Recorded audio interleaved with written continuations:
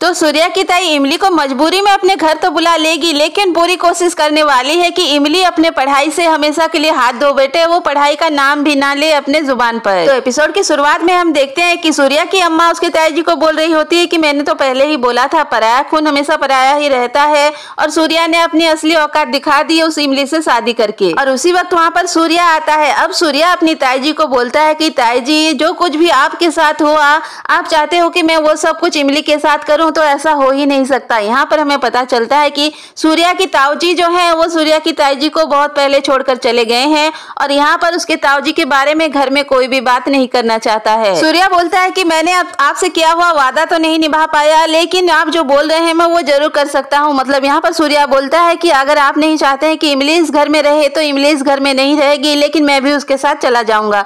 अब हम देखते हैं कि इमली को लेकर सूर्या बस जाने ही वाला होता है कि ऐन मौके पर उसकी ताई जी और बाकी के घर वाले आते हैं। यहाँ पर उसकी ताई जी बोलती है कि तुम यहाँ पर रह सकते हो इमली के साथ, लेकिन ये जान लो कि ये मेरे घर की बहू कभी नहीं बन सकती। मैंने इसको घर में जगह दी है, लेकिन मेरे दिल में जगह इसको कभी नहीं मिलेगी। तो सूर्या और इमली घर में तो आ जाते हैं। अब सूर्या इमली को बोलता है कि वो अपने कमरे में, मतलब अगस्त्य के कमरे में रहे, और वो जाकर सोफा में सो जाता है। लेकिन हम देखते हैं कि इमली को अगस्त्य के कमरे में बस हर तरफ अगस्त्य ही नजर आ रहा होता है, उसकी बातें उसको याद आ रही होती है, तो इसीलिए इमली कमरे के अंदर नहीं जाती है, बाहर में ही सोई रहती है। जब सूर्या उसको बोलता है कि मैंने घर वालों से लड़ाई झगड़ा करके तुम्हें अंदर लेकर आया क्या बाहर में सोने के लिए, तो इमली यहाँ पर बोलती है रोते हुए कि देखो इस कमरे के हर जगह पर मुझे बाबू नजर आते हैं। मतलब वो सारी बातें बताती है कि कहाँ पर अगस्त्य क्या करता था, दोनों कैसे मजे से रहते थे वगैरह वगैरह, और मैं इस घर में इस कमरे में कैसे रह सकती हूँ। तो यहाँ पर जो है सूर्या इमली के बैग में से उसकी कॉपी निकाल कर रख देता है टेबल पर, और बोलता है कि अगर तुम्हें इस कमरे में अपनी अतीत नजर आती है तो इस जगह को देखकर अपने फ्यूचर को याद करना, मतलब